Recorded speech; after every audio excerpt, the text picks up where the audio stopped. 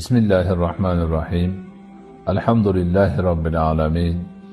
Vessalatu vesselamu ala hayri halqihi Muhammed ve ala alihi ve ashabihi ecma'in. Esselamu aleyküm ve rahmetullahi ve berekatuhu. Azizler, ushbu suhbatimizda Laylatul Qadr kechasi haqidagi hadislarni o'rganamiz. Laylatul Qadr so'zining lug'aviy ma'nosini biroz tushunib olishimiz o'zimiz uchun ham, hadislarni tushunishimiz uchun ham foydadan xoli bo'lmaydi degan umiddamiz. Laylatul Qadr degani Qadr kechasi degani. Qadr kechasini Qadr so'zida ikki xil ma'no bor. Birinchisi qadri ulug' kecha degani bo'lsa, ikkinchisi taqdir kechasi deyiladi. Laylatul Qadrni qadri ulug' kecha bo'lishi Alloh subhanahu va taolo bu kechani yil davomidagi bir yilda bo'ladigan barcha kechalardan fazilatli, qadri ulug' bir kecha qilib qo'yganidandir. Laylatul Qadr kechasining taqdir kechasi deb atalishi Parvardigori olam xuddi shu kechada o'z maxluqotlarining bir yillik taqdirlarini belgilaydigan kecha bo'lganligidandir. Shu sababdan ham bu kecha ulug'lanadi. Bu kecha to'g'risida Qur'oni Karimda alohida Qadr surasi deb nomlangan bir sura nozil qilingan va bu kecha haqida Payg'ambarimiz alayhisolatu vassalomdan ko'plab hadisi shariflar vorid bo'lgan. Ana o'sha hadislarda Payg'ambar alayhisolatu vassalomdan bu kechani qadri, qachon ekanligi, qanday bo'lishi kabi to'g'risidagi ma'lumotlarni o'rganamiz.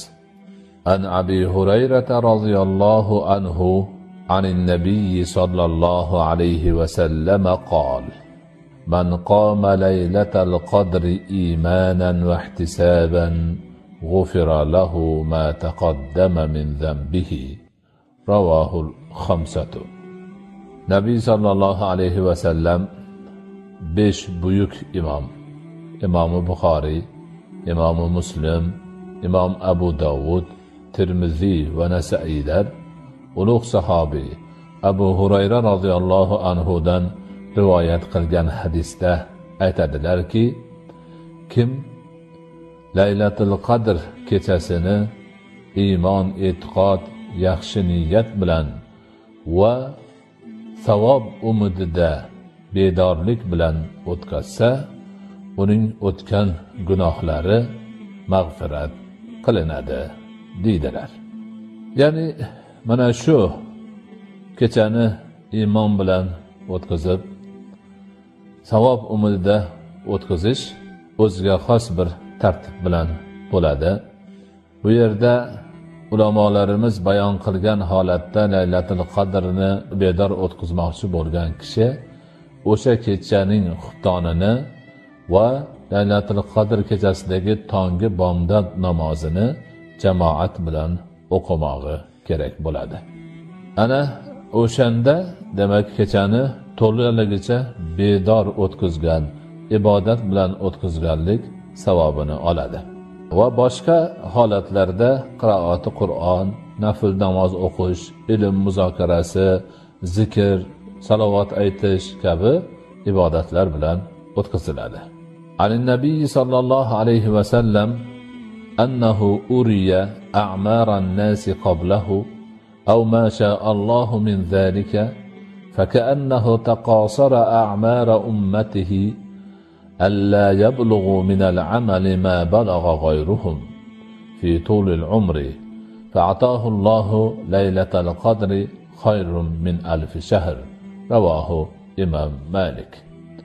إمام مالك rivoyat qilgan hadisda aytiladiki, Nabiy sallallohu alayhi va sallamga boshqa qavmlarni, boshqa dinlardagi odamlarning umrlari ko'rsatildi, o'zlaridan oldingi o'tgan. Ya'ni Alloh nimani xohlasa ko'rsatadigan bo'lsa ko'rsatdi. Bilsalarki, ularni umri uzoq bo'lgan ekan. Shunda Rasuli akram alayhissalotu vassalom o'z ummatlarini umri qisqaligini ko'rdilar va shu umr qisqa bo'lganligi uchun, boshqalarning umri uzoq bo'lganligi uchun ummatlarini amali oz bo'lib qolarmikin degan taxminga bordilar, xayolga bordilar. Shunda Alloh subhanahu va taolo u zotga Laylatul Qadrni berdi. Bu Laylatul Qadr 1000 oydan afzaldir. Ya'ni bir kecha Laylatul Qadr kechasi deb nomlangan kechada mo'min musulmon banda niyat bilan, ixlos bilan ibodat qilsa, boshqa ummatlarni 1000 oy qilgan ummatiga teng savobni olar ekan. Mana shu bilan ummati Muhammadiya savob olish borasida boshqalardan o'zib ketish sharafiga muyassar bo'ldi. Bunga aynan Laylatul Qadr kechasini Alloh subhanahu va taoloning o'zi sababchi qildi. Bu albatta Payg'ambarimiz alayhisolatu vassalomning sharofatlaridan, ummatlariga berilgan bir fazilat. 1000 oy degani bu juda katta muddat. Boshqa millatlarning, boshqa dinlarning odamlari umri uzoq bo'lgan bilan ulardan qisqa umrga ega bo'lgan ummati Muhammadiyani Laylatul Qadr sharofatidan topgan fazilatini topa olmas ekanlar. Bu nihoyatda ajoyib bir fazilat hisoblanar ekan. Laylatul Qadr kechasi Ramazonning qaysi bir kechasi ekanligi to'g'risida turli rivoyatlar kelgan. Ulamolarimiz bu rivoyatlarning turlicha bo'lishi odamlarni Ramazon davomida kechalarni ko'proq ibodat bilan o'tkazsinlar, ko'proq savob umrida bo'lib Laylatul Qadrni aqtarsinlar degan ma'noda turlicha kelgan deyishadi. Lekin shu bilan birga ko'pgina demak rivoyatlarni solishtirib ko'rgandan keyin ulamolarning xulosasi Laylatul Qadr kechasi Ramazoni sharifni 27-kechasi ekanligiga demak ittifoq qilishgan.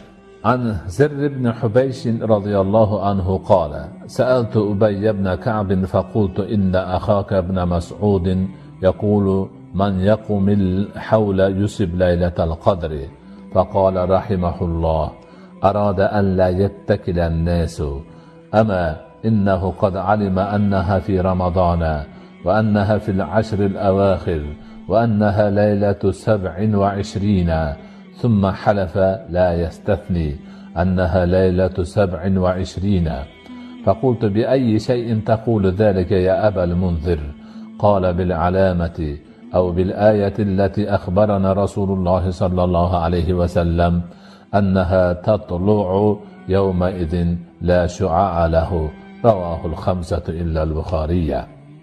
Zir ibn Hubaysh aytadilarki, man Ubay ibn Ka'bdan so'rab aytdim. Sizning birodaringiz Ibn Mas'ud aytayaptiki, kim yil bo'yi kechani bedor o'tkazsagina Laylatul Qadrni topadi demoqda. Shunda Ubay ibn Ka'b aytdiki, Alloh uni rahim qilsin. Odamlar suyanib qolmasin shunga deb aytgan bo'lsa kerak. Ammo uni o'zi juda ham yaxshi biladi. Laylatul Qadr Ramazondaligini ham biladi.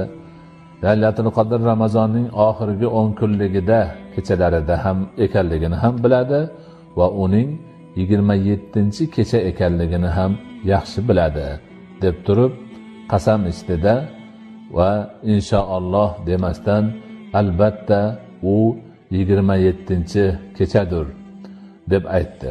Shunda men buni qanday qilib aytyapsan ey Abu Manzur degan edim. U aytdiki, Rasululloh bizga xabar bergan alomatga suyanib aytyapman. Ana shu kechada quyosh nur sochmasdan chiqadi tong otayotganda dedilar. Sahobalar shunday qilib Rasululloh sallallohu alayhi vasallam aytib bergan alomatdan Laylatul Qadr kechasini qaysi kecha ekanligi, ya'ni 27-kecha ekanligini bilib ham olgan ekanlar. Alloh taolo shu kechani savobini topish, fazilatidan bahramand bo'lishni barchamizga nasib etsin.